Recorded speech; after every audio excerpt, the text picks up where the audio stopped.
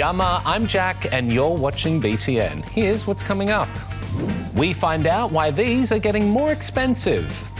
Meet the strange creatures that call the ocean home, and learn about the life of Mary Reibey.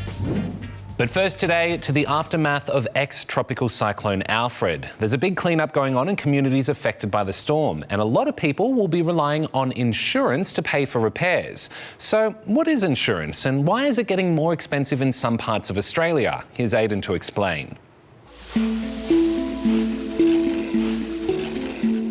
It's been a big week of debris, sludge and soggy sand. People in southern Queensland and northern New South Wales have been busy trying to clean up Alfred's mess. Very slow to go away, takes days, stinks afterwards. It's horrible. It's not an easy job. Experts say the damage bill could run into the billions, and many people will be relying on insurance to help pay for repairs. Now, insurance is probably something you've heard of. People insure all kinds of stuff. Their homes, business, pets, their health and vehicles. Anything that's valuable. Like, for example, Joe's car. Now, if something were to happen to it, Joe wouldn't be able to afford to replace it, which is why he's taken out insurance. He pays an insurance company a regular fee, known as a premium, and in return, they agree to pay Joe if something happens to it. Now, you might be wondering, what's in it for the insurance companies?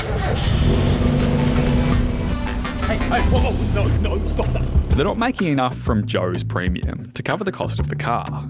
But if lots of other drivers sign up, those premiums add up to a fairly big pool of money.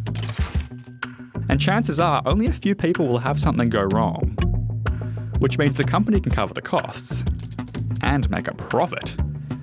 But if more things go wrong, profits go down.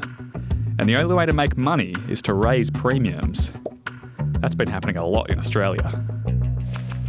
Big natural disasters like fires, floods or cyclones are bad news for insurance companies because lots of people make claims all at once. And experts reckon climate change is making natural disasters more intense, which is leading to higher insurance premiums. For example, after the floods in Lismore in 2022, locals saw their premiums jump by up to 50%. It means some people in areas hit by disasters are left with a tough choice. Do we forgo insurance on a house completely, or do we have to move? There are even some properties that insurance companies won't cover because they think it's too risky. In fact, some experts reckon 1 in 10 properties could be uninsurable in a decade. Well, I'm insured as much as I can be insured, and other than that, you just try to keep things out of the way of the water and hope for the best. For now, authorities are asking insurance companies to act quickly to help their customers get back on their feet. People take out insurance expecting that they'll receive support when they need it. And people without insurance may be facing an even tougher time ahead. In the short term, state and federal governments are offering emergency support to people who need it. And communities are coming together to support one another until things get back to normal.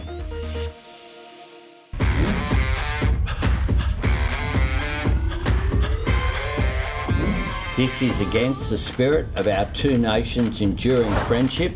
Why was Australia's Prime Minister unhappy with the American president last week? Was it because he refused to visit Australia? He backed out of AUKUS? He put tariffs on Australian aluminium and steel? Or he insulted Australia's cricket team? But we've been treated very unfairly by every country all over the world. President Trump put a 25% tariff on all aluminium and steel imports, including those from Australia. He had previously said that Australia might be exempt from the tariffs, and the PM wasn't impressed. Australia has no tariffs on goods from the United States, and of course we have a free trade agreement. He's telling Aussies to buy Australian-made goods instead of American. The former leader of which country has been arrested for crimes against humanity? Rodrigo Duterte was the president of the Philippines. He was arrested at Manila Airport and taken to The Hague in the Netherlands, where he'll be tried by the International Criminal Court. They've been investigating Duterte for allegations he caused the death of thousands of people during a crackdown on drugs. What are these astronauts on the International Space Station celebrating? A birthday? The arrival of important supplies? or a replacement crew? It's a replacement crew. A SpaceX capsule has delivered 4 astronauts to the station as part of a NASA crew swap mission. It will allow Butch Wilmore and Sonny Williams to return to Earth after spending 9 months on the International Space Station. They've spent a lot more time up there than planned. Their original mission was only meant to last 8 days, but they got stuck there because of problems with their Boeing Starliner capsule. And which of these impeccable pooches was named Best in Show at the famous Crufts Dog Show in the UK? Was it Mucha the Whippet, Viking the Tibetan Mastiff, or Shake the Australian Shepherd? It was Mucha. She's from Venice and is the first Italian dog that's ever won the top prize at Crufts. It's really a dream come true. I am truly overwhelmed. Now to eggs. They've been getting a lot more expensive in Australia. Why? Well, it's all because of bird flu. Ren found out what that is and how it's affecting farmers, chickens, and egg eaters. Hey, let's go check out the chooks. Yeah, these guys are pretty big chicken fans. That's cool that we've got chickens. Yeah, it is. Hey, this is a cool door. Yeah, I think it opens in the daytime and shuts at nighttime, so the chickens are safe. Yeah, that's cool. Oh, look, let's check if there's any eggs. Yeah. Whoa, there's eggs!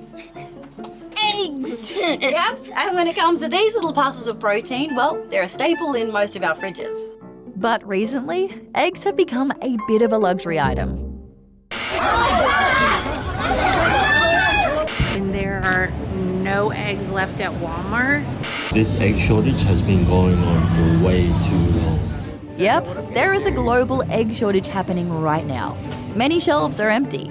Egg prices have gone up, and some people are even buying them one at a time. And it's all because of bird flu. You see, we're not the only ones who can become sick with the flu. Yeah, I'm looking at you, buddy. Bird flu is a type of influenza, and any bird can catch it. It's usually spread by wild birds that make contact with these guys. And if it gets into poultry farms where lots of animals live wing to wing, it can spread like wildfire. Unfortunately, treating bird flu isn't as simple as a trip to the doc. In bad outbreaks, farmers can be forced to cull their animals to make sure the flu doesn't spread any further. So far in Australia, more than 2.25 million birds have been destroyed. It's hard to describe. It's like everything you've been building for the last 5 or 10 years and someone just drives a truck through it. The tragedy is farmers look after their birds and care for the welfare of their birds. That's their profession. When you have an avian influenza outbreak, you lose the birds. There are actually lots of different strains of bird flu.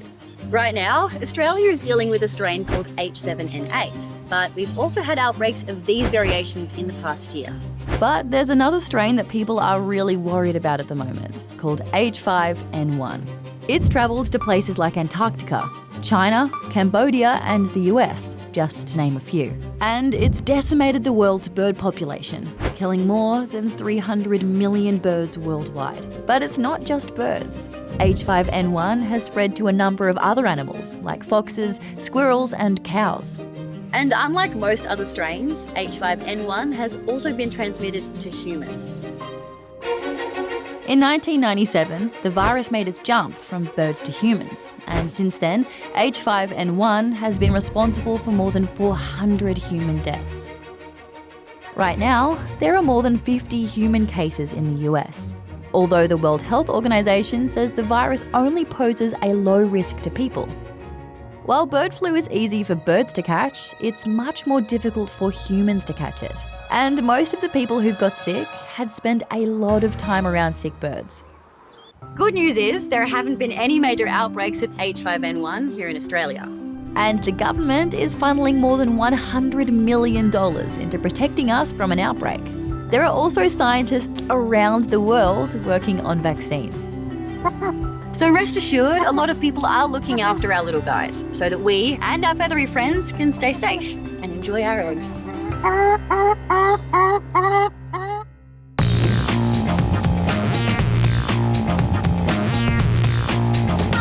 Did you know chickens can see more colours than humans can? As well as the light spectrum that's visible to humans, they can see ultraviolet light. Hi!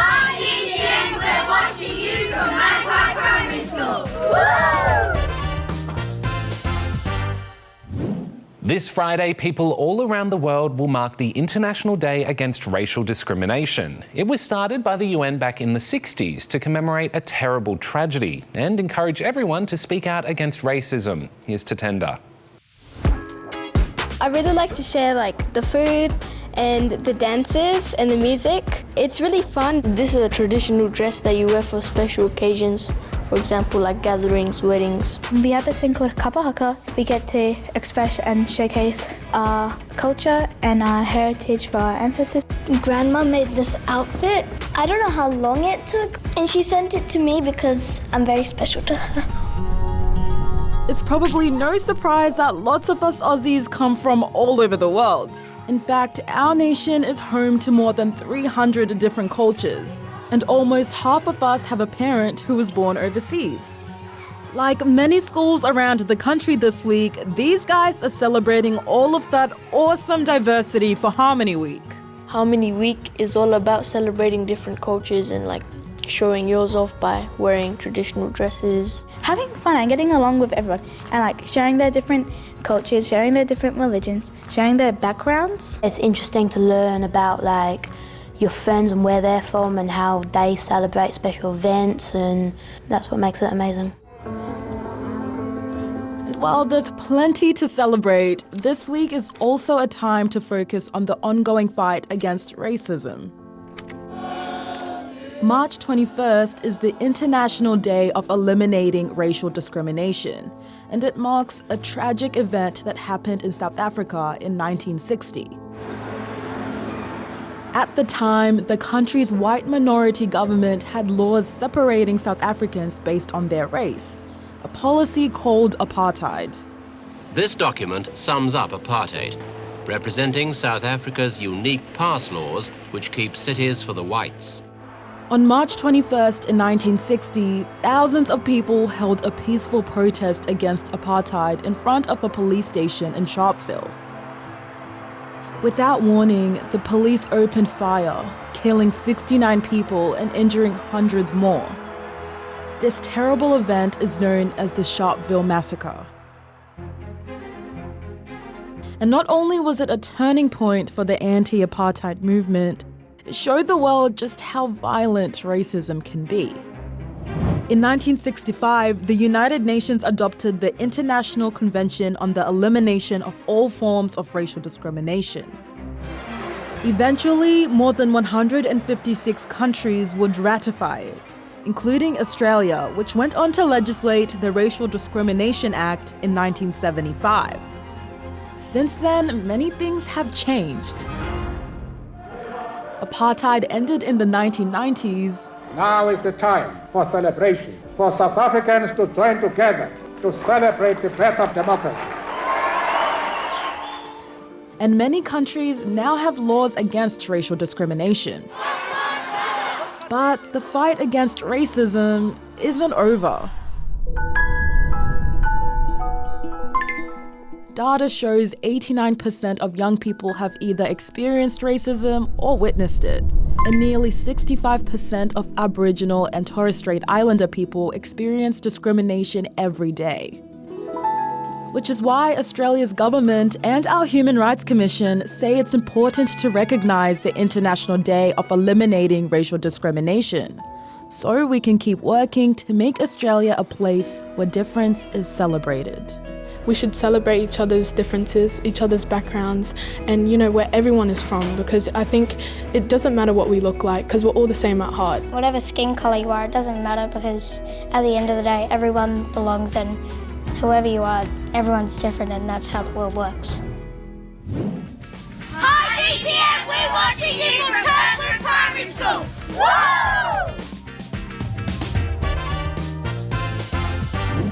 Recently, the world was introduced to around 800 marine species that have never been seen before. Scientists say our oceans are full of undiscovered life, and a group called Ocean Census is on a mission to discover as many as possible. Here's Ren.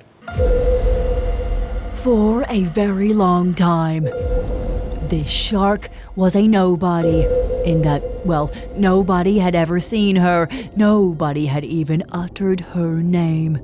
But recently, that all changed thanks to a global marine mission called the Ocean Census.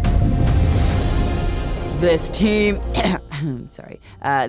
of scientists have been scouring the depths and shallows of the Earth's oceans, looking for never-before-seen creatures, like this Scott lobster, this little sea star, and this deep-sea limpet. In fact, they've just described more than 800 new species. And they're just getting started. The largest initiative of its kind in the marine environment that's ever existed. Ocean Census began back in 2023, when a group of scientists from the UK and Japan teamed up. And since then, it's launched 10 expeditions, using divers, submarines, and deep-sea robots that can reach depths of up to 4,990 meters. Yeah. There are 24 scientists from, I think it's over a dozen countries, and we split into 2 12-hour shifts. And because the remote-operated vehicle can work for 24 hours. You see, no one actually knows that much about what's down here. The Earth's oceans are thought to contain around 80% of life on the planet, but we've only discovered about 10%. What we have found is pretty interesting. Think massive long-legged crabs, invisible fishies, goblin-like sharks, leafy sea dragons, and blobs. And while the search for new ocean life is nothing new, Ocean Census is trying to speed things up. So historically, species discovery, it's a tedious, slow, painstaking, process. The average time period between something being collected and described in an academic publication is 13 years. And according to Dr. Taylor, there's a really good reason to hurry up.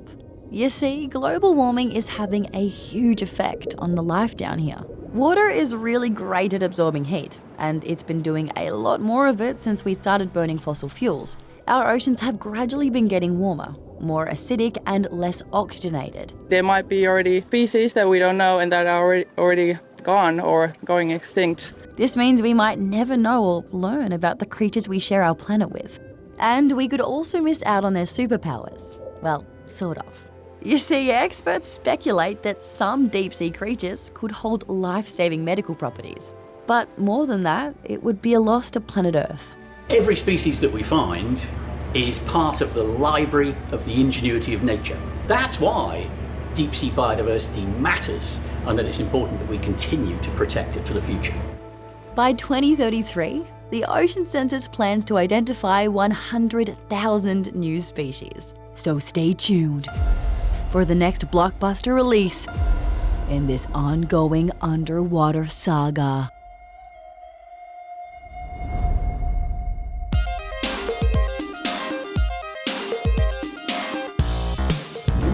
The deepest location on Earth is known as what? The Mariana Trench, the Marinara Trench, or the Macintosh Trench?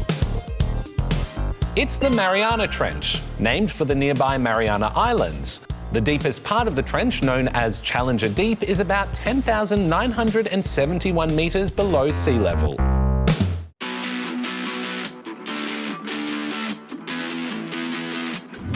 Things got wet and wild at the Formula One Australian Grand Prix in Melbourne, including for Aussie's Jack Doohan and Oscar Piastri. Spinning his rear wheels, could be out of his home Grand Prix. Piastri fell from 2nd to 9th, while his McLaren teammate Lando Norris claimed his first Australian Grand Prix win. Norris wins, Verstappen second.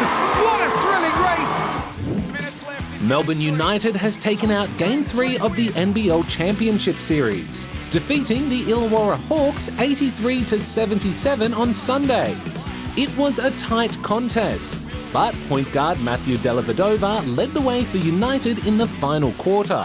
Dellavedova scores! They're up 2-1 in the best-of-5 series. And 17-year-old sprinter Gout Gout has sped his way through the Queensland Athletics Championships. He ran the 200 metres in 19.98 seconds, the fastest time in the world this year. But it sadly won't count for the record books, because he actually had an illegally strong tailwind.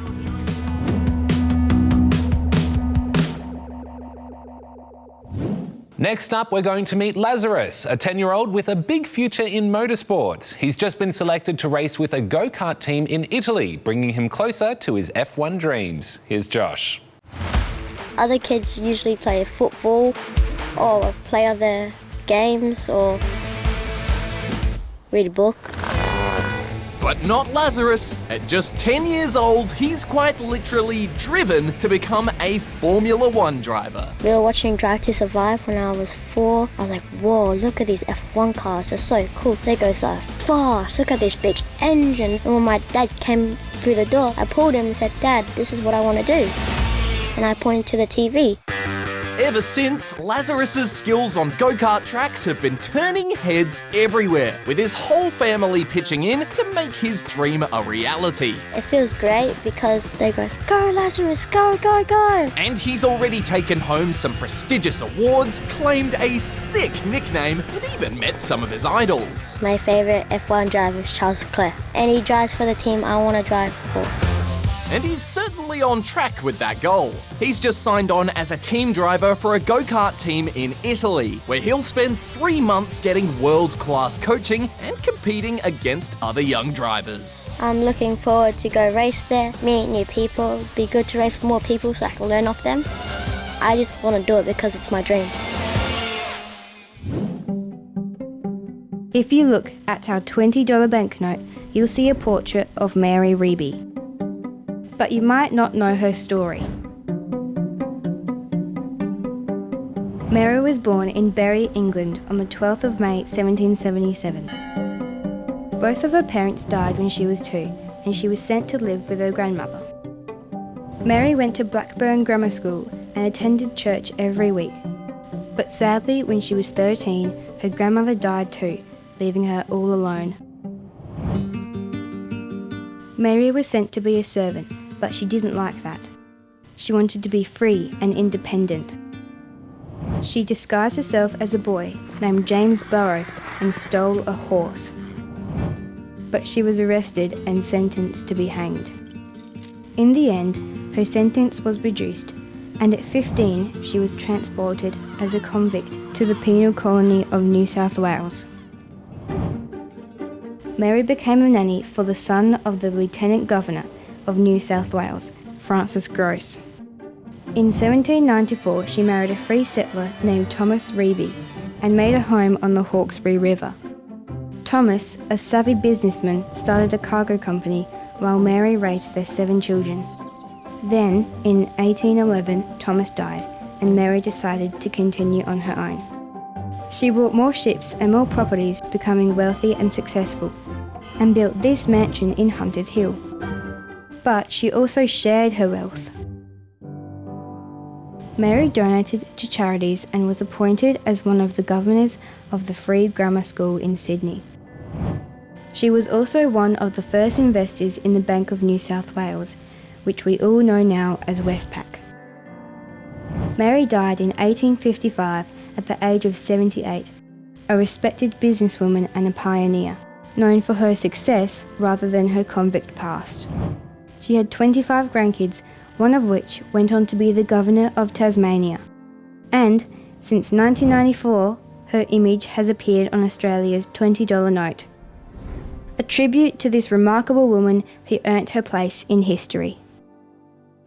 Well, that's all we've got for you, but we'll be back next week with more. In the meantime, you can catch Newsbreak every weeknight right here in the studio. We've also got BTN High for you high schoolers and soon-to-be high schoolers, and there's heaps to see and do on our website. Have an awesome week, and I'll catch you next time. Bye!